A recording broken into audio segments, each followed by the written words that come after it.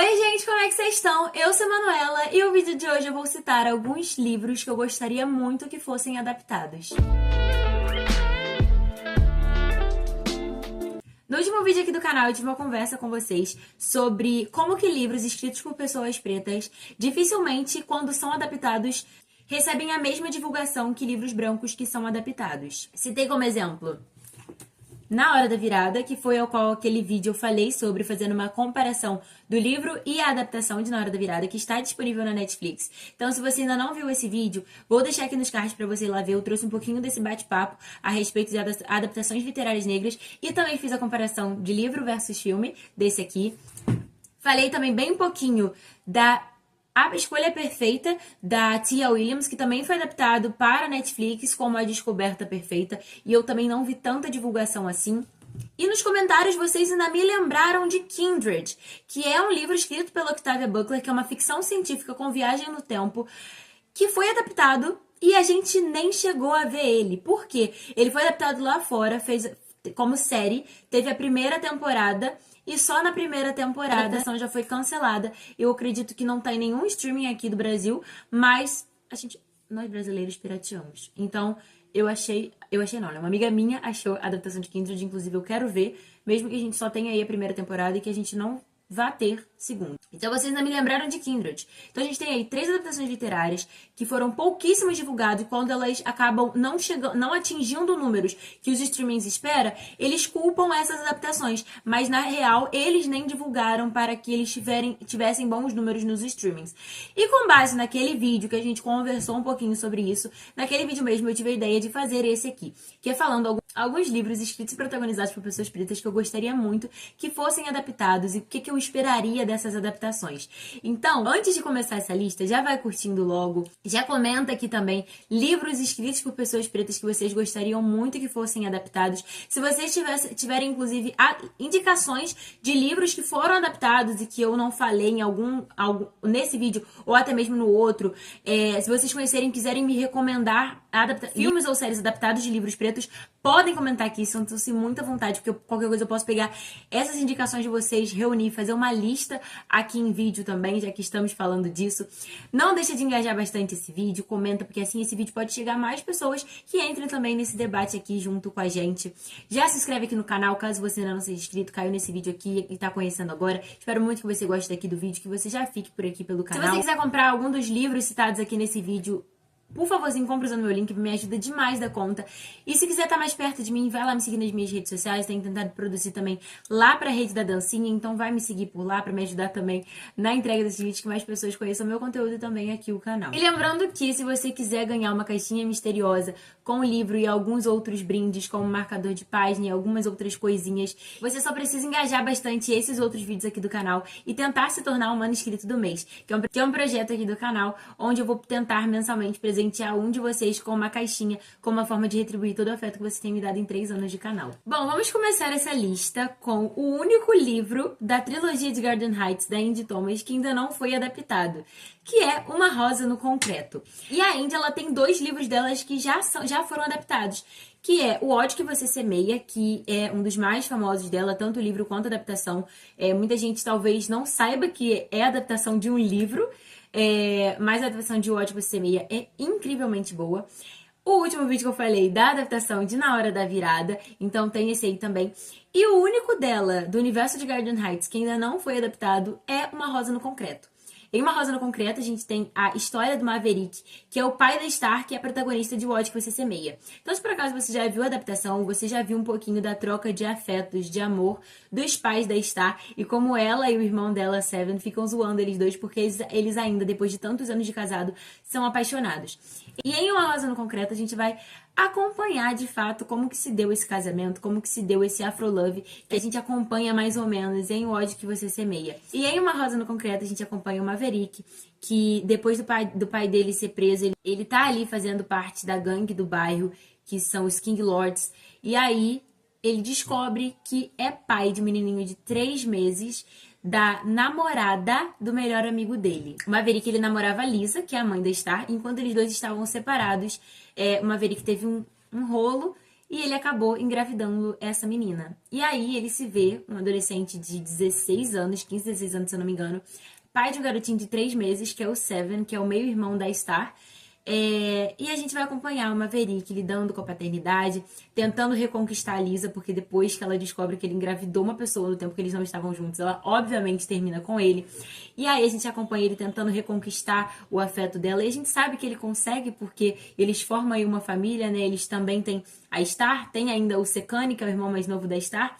Então a gente vai acompanhar isso, em meio também a todas as intrigas políticas que envolvem uma gangue. Depois que acontece uma fatalidade na vida do Maverick e ele meio que tem que seguir as regras das ruas. E aí ele fica nesse limbo aí que a gente vai acompanhar nesse livro. E eu acho que essa seria uma adaptação muito incrível, porque a gente conseguiria ver referências ao Ódio que Você Semeia, ver referências a Na Hora da Virada, e todos os três passando no mesmo bairro, eu acho que completaria muito bem essa trilogia aí, né, desse universo de Garden Heights, escrito pela Andy brilhantemente. E a história do Maverick é muito interessante. Eu tento não ser tendenciosa, mas eu acho que Uma Rosa no Concreto é o meu livro favorito da Andy, porque eu acho que ele tem muitas camadas que são muito bem construídas. E foi o terceiro livro que a Andy escreveu, né? E ela só escreveu depois que saiu a adaptação de Uma Rosa no Concreto, porque a partir da atuação do ator que fez o Maverick, ela percebeu que ali tinha uma história para ser contada. E aí ela foi e escreveu Uma Rosa no Concreto. Então eu amaria muito ver a adaptação desse livro. Já que estou falando de Andy Thomas, também não poderia deixar de citar Blackout, que desde que eu li eu falei, cara, esse livro aqui seria uma adaptação tão linda de ser vista, porque em Blackout a gente tem aí 6 histórias protagonizadas por pessoas pretas, escritas por autoras pretas. E por que quando eu li eu falei que isso seria uma adaptação perfeita? Porque existe o filme aí, acredito que vocês já tenham visto ou já conheçam, não sei, mas é um filme de 2011 que se chama Noite de Ano Novo, que são algumas histórias que se passam na Noite de Ano Novo e todas elas estão entrelaçadas. E esse filme fez tanto sucesso que em 2016 fizeram um outro filme que se chama Idas e Vindas do Amor, e esse Idas e Vindas do Amor eu acho que ainda é mais famoso que Noite de Ano Novo, porque Idas e Vindas do Amor tem a Taylor Swift, tem o Taylor Lautner, tem vários atores bem conhecidos. E essas duas histórias, esses dois filmes, eu acredito que tem a mesma produção, mas esses dois filmes, eles são várias histórias que vão se entrelaçando no decorrer da história. Então, tipo assim, no momento você acompanha um pedacinho de uma, depois um pedacinho de outra, e lá no final você descobre que, por exemplo, a menina que tava brigada com o namorado dela de colégio é filha do casal que acabou de se separar e tá tentando recuperar o casamento. Sei lá, dei um exemplo aqui. Então, todas elas estão interligadas. É exatamente a mesma coisa que acontece em Blackout. São 6 histórias que vão acontecendo individualmente, mas que todas elas estão interligadas. Como, por exemplo, a primeira história, que é A Longa Caminhada, que é a única história que eu lembro, o título que eu lembro. A primeira história, a protagonista da história, ela é irmã do protagonista da segunda história, que é um romance ecleano. Então, eles dois são irmãos. Tem uma das...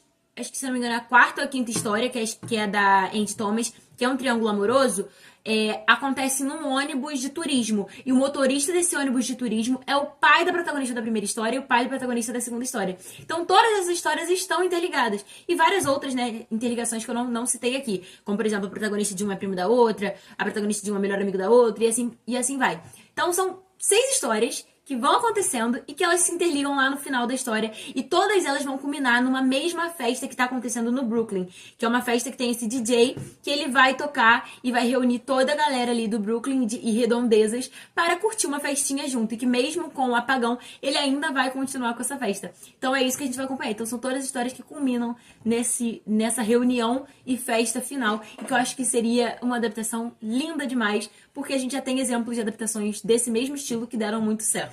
Quando eu li esse livro, não lembro o ano que eu li, mas eu acho que tem 2 anos já que eu li. Quando eu li esse livro e eu vim falar sobre ele com vocês, eu lembro que eu falei assim, cara, eu amaria ver a adaptação desse livro, porque é um tipo de adaptação que também você vê e que dá certo, que é Positiva.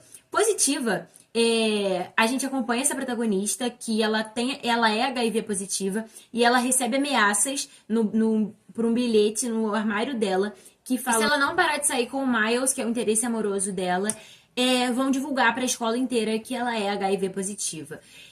E tudo isso permeado que a Simone, que é a protagonista, ela é muito fã de musicais da Broadway. E o professor dela de teatro, como sempre percebeu isso, ele escolhe ela para ser a aluna diretora do musical que estão produzindo na escola, que é um musical que eles vão apresentar lá no final do ano, que inclusive é um musical que conta a história de pessoas com HIV. Eu não lembro o nome, mas eu vou colocar aqui pra vocês.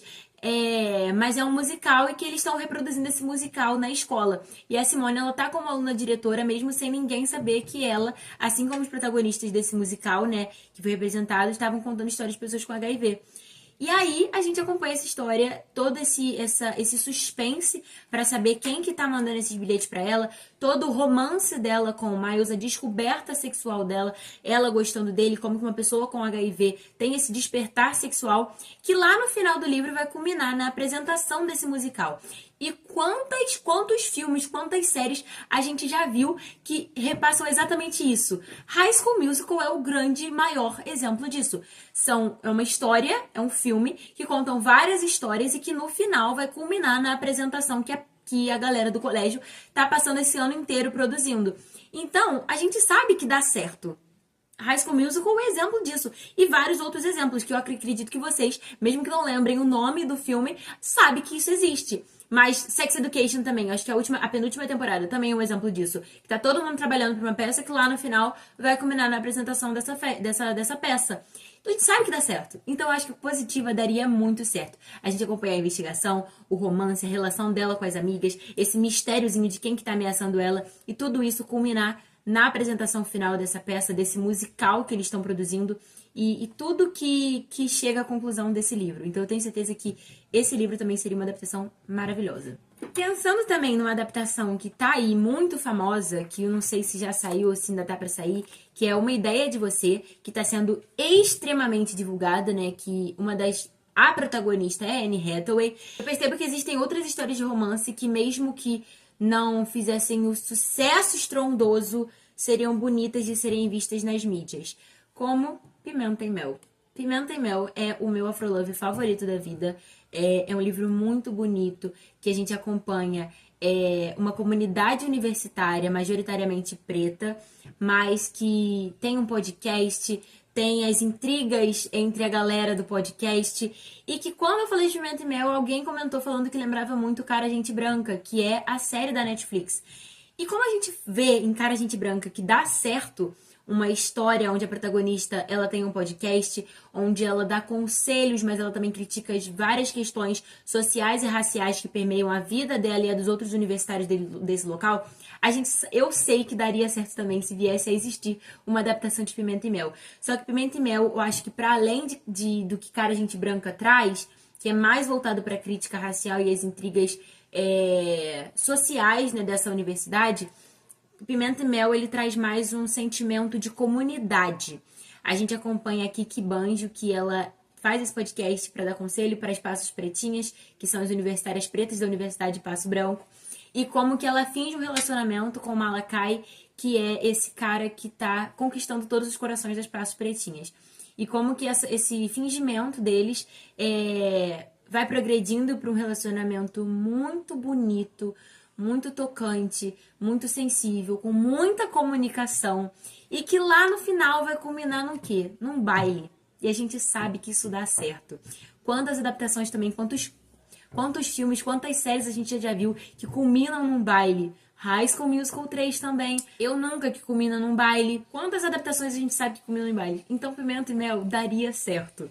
Daria certo por todo o romance, todo o sentimento de comunidade e o baile culminando no final. Então eu amaria demais ver isso sendo reproduzido e ver principalmente as representatividades que a gente tem no livro, porque são pessoas negras retintas, muitas delas descendentes de nigerianos, a maior parte delas são nigerianos americanos, como a própria Bolu Babalola, que é a autora do livro. Então, esse tipo de representatividade num filme como esse seria tão lindo de ser visto, que eu acho que eu não seria mais a mesma pessoa depois que saísse uma adaptação desse filme. Bom, e como esse canal é basicamente vive entre romances e fantasias, falei sobre alguns romances que eu amaria ver adaptações. Agora vamos falar de fantasias que eu vou amar ver adaptações. Vamos falar sobre essa que já está sendo produzida. Eu não poderia estar mais feliz de saber quem é a produtora dessa adaptação. A produtora dessa adaptação é a Dina Prince, que foi a mesma produtora de A Mulher Rei. E quando eu fui assistir a adaptação de A Mulher Rei, o início da adaptação me lembrou o início dessa adaptação que ela está produzindo, que é Filhos de Sangue e Osso. O início de Filhos de Sangue e Osso é a Zélie numa cabana com outras garotas, fazendo um treinamento de uma luta com... Não é cajado o nome, mas com pedaços assim de madeira, e elas fazem essa luta. E isso aparece na Mulher Rei. E aí quando eu vi isso, eu falei, caraca, me lembra muito Filhos de Sangue e Osso. E aí depois de algum tempo, de bastante tempo, né, depois, a Tommy A.D.M., que é a autora de Filhos de Sangue e Osso, soltou a notícia que a Dina Prince está trabalhando na produção de Filhos de Sangue e Osso. E Filho de Sangue e Osso, se você já acompanha aqui o canal, você sabe o quanto que esse livro é importante pra mim, o quanto que esse livro é lindo, é extremamente significativo e uma das melhores fantasias que eu já li na vida. Como que ver isso adaptado pra uma pessoa que vai ter cuidado em adaptar? Cara, eu realmente não sei nem o que esperar. Eu só espero coisas muito grandiosas dessa adaptação, porque é um livro muito grandioso. É um livro que tanto os personagens são bem trabalhados, mas o entorno eu gostaria muito de ver. Tem uma cena em Filhos de Sangue e Osso que eles vão num templo e é a coisa mais descrita, é a coisa mais linda do mundo. E ter a possibilidade de ver isso adaptado, ver isso de fato, meus olhos vendo, não apenas a minha imaginação imaginando, vai ser a coisa mais linda. E eu espero que essa seja uma produção que tenha muito financiamento para conseguir produzir algo à altura do que esse livro entrega. E eu sei que mesmo que não venha ter tanto financiamento como uma adaptação, como Uma Ideia de Você, como É Assim que Acaba, eu sei que vai ser uma adaptação linda e eu sei que vai ser uma adaptação feita com muito cuidado, por saber quem está produzindo e saber também que a Tommy A.D.M. tá ali junto na produção dessa adaptação, que eu não sei se vai ser série ou se vai ser filme, mas quando sair, gente, eu vou ser a pessoa mais feliz do mundo. Independente de qualquer coisa, eu tenho certeza que vai vir uma adaptação linda demais. Eu acho que o meu segundo livro de fantasia favorito é Lendários. E como eu gostaria de ver uma adaptação de Lendários. Existem muitas histórias, filmes, séries, não sei, baseadas na Távola Redonda, baseadas no Rei Arthur. E Lendários é isso, é uma fantasia urbana baseada na Távola Redonda, mas que reconta tudo isso de uma perspectiva muito racializada, onde a nossa protagonista é uma garota preta que vai entrar dentro dessa sociedade secreta da Távola Redonda, nessa universidade, sendo ela uma adolescente que vai enfrentar vários desafios e depois vai culminar numa grande descoberta que vai mudar todo mundo que ela conhece, mas também toda a sociedade da Távola Redonda. E a gente tem tantas adaptações da história do Rei Arthur, da traição de Rei Arthur, Lancelot, Guinevere. A gente tem tantas adaptações disso que eu tenho certeza que uma adaptação de Lendários daria certo, porque a gente sabe que adaptações da Távola Redonda dão certo. Histórias que contem a história do Rei Arthur dá certo. Só que aqui a gente tem um mundo muito mais amplo que isso.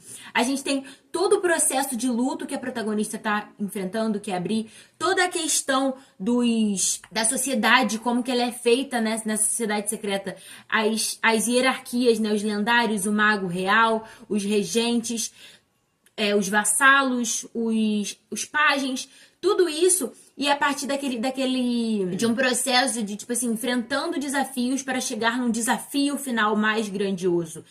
Isso tem adaptações. A gente sabe que dá certo. A gente sabe que dá certo. A gente só precisa de olhos voltados para esses tipos de trabalhos e que veem potencial nisso, da mesma forma como eu ou como você provavelmente vê potencial num livro desse para se tornar uma adaptação. A gente precisa só de olhos que olham para o lendário e falam assim, caraca, uma adaptação disso aqui daria muito certo. E fazer acontecer. Meu sonho, meu sonho. E por último, uma trilogia que seria uma adaptação que faria muito sucesso. Mesmo que a gente já tenha passado pelo tempo das distopias. Em 2012, por aí, a gente teve, né, o grande boom de adaptações de distopias, Divergentes, Jogos Vorazes, Maze Runner, vários outros aí que eu nem conheço. A gente teve esse boom de distopias. E eu tenho certeza que tanto eu, quanto você, quanto o autor tem o sonho de ver os seus livros adaptados como sendo uma dessas grandes distopias, que é a trilogia do Ceifador. Que eu acho que a trilogia do Ceifador, no momento que ela foi lançada, ela resgata esse sentimento que há muito tempo a gente não via em sagas de distopia. A distopia do Ceifador é muito boa. A gente acompanha essa sociedade que não existe mais morte, que a nuvem, como a gente conhece, ele evoluiu para Nimbocúmulos e conseguiu corrigir todos os problemas que a gente enfrenta enquanto sociedade, mas que ainda somos seres humanos e ainda conseguimos corromper tudo que a gente toca, basicamente. E de que modo que isso traz esse impacto na sociedade sem morte. E aí a gente tem os ceifadores, que têm o papel de ceifar vidas e de tentar controlar o crescimento populacional, e de que modo que isso acontece, de que modo que isso é corrompido. E, gente, se vocês pesquisarem o Ceifador, The Scythe, né, adaptação no YouTube, vocês vão ver vários trailers que foram postados pelo próprio perfil do Neil Shusterman aqui no YouTube. Eu tenho certeza que ele tinha o sonho de ver essa adaptação acontecer. Há um tempo atrás estava até, eu acho que essa especulação de que o Ceifador seria adaptado. Nunca mais vi notícia nenhuma, então assim, já perdi as esperanças. Mas uma distopia queria resgatar esse sentimento que a gente que viu Jogos Vorazes, que viu Maze Runner, que viu a metade de Divergentes e amou o primeiro livro, mas os segundos não, que viu isso, traria esse resgate. Porque a trilogia do Ceifador é boa demais, os 2 primeiros livros. É boa demais pra ela ficar só no livro. Ela precisa ser transformada em adaptação. E aí, transformada em adaptação, o Neil Shusterman conseguiria corrigir o que ele fez no final de O Timbre. Ele teria essa grandíssima oportunidade pra carreira dele, de corrigir o que ele fez no final do Timbre. Entendeu? Vocês estão me entendendo? Vocês que já leram O Timbre estão me entendendo. Bom, gente, esses aqui são alguns poucos livros que eu gosto muito e que se fossem transformados em adaptação, eu sei que funcionariam, por todos os motivos que eu dei pra você. Porque por outros exemplos parecidos, a gente sabe que dá certo. Só que colocando um protagonismo negro, colocando uma questão social, uma questão racial, faria ser muito maior do que já é.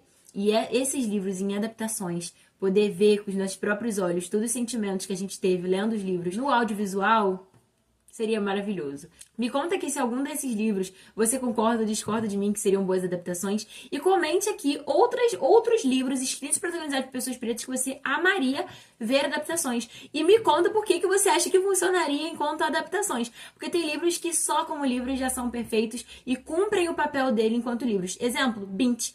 Bint é um dos meus livros favoritos da vida. Se Bint fosse adaptado, não sei se teria a mesma grandiosidade. Eu sei reconhecer isso, mas agora esses que eu coloquei nessa lista eu tenho certeza que funcionariam muito bem. E é o que eu falei, só falta alguém olhar para esses livros e verem o potencial deles enquanto adaptações para o audiovisual. Se você quer saber um pouquinho mais de um bate-papo sobre audiovisual, vou deixar aqui na descrição o link do podcast que eu participei do Clube da Não Cultura discutindo sobre adaptações literárias. Tá? Um bate-papo super divertido e que eu acho que se você gostou desse bate-papo, desse vídeo aqui, você vai gostar bastante do bate-papo que a gente teve lá no podcast. Se você ainda não viu o vídeo que me inspirou a gravar esse aqui, que é falando sobre a adaptação de Na Hora da Virada, vai lá assistir e engajar bastante o vídeo para entregar para mais pessoas. Preciso que muito que mais pessoas assistam aquele vídeo para mais pessoas darem stream na adaptação de Na Hora da Virada. Muito obrigada por ter assistido o vídeo até aqui. Não deixa de engajar bastante. Não sei se esse vídeo vai chegar a bastante gente, que eu não sei se é um conteúdo que a maioria das pessoas gosta de assistir. Então eu conto muito com a sua ajuda para me ajudar na divulgação dele, para que chegue a mais pessoas e a gente consiga acessar mais pessoas com esse vídeo aquo. Muito obrigada por ter assistido o vídeo até aqui. Um beijo e até a próxima!